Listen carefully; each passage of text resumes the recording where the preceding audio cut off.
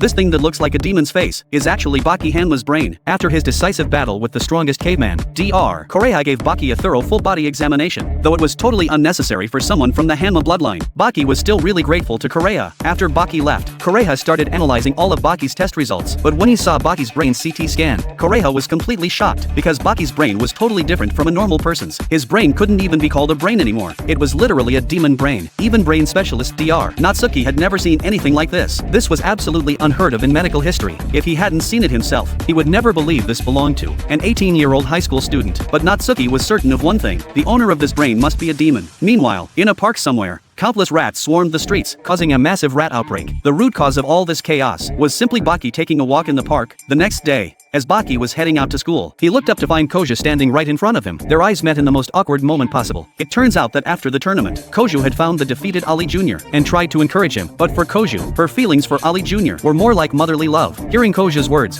Ali Jr. completely broke down. He thought he'd found true love, but instead she wanted to be his mom. Ali Jr. instantly felt like a complete fool, but being able to go toe-to-toe with Baki romantically meant he didn't lose too badly. After 6 months apart, Koju and Baki met again. Koju was curious about what Baki had been doing during his disappearance. と思ってさ本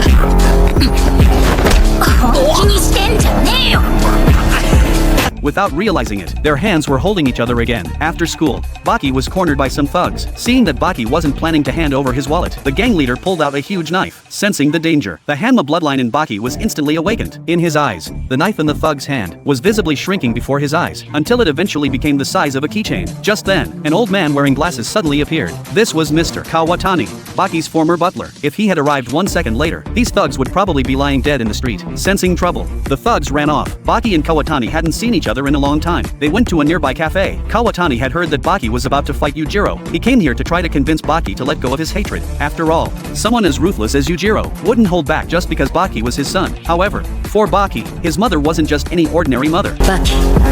お父さんを喜ばせなさい 4 years ago, Baki first challenged his father, Yujiro Hanma, but back then he was just too weak and could only get beaten down by his father. When Baki was beaten unconscious by Yujiro, his mother threw herself in front of him without hesitation.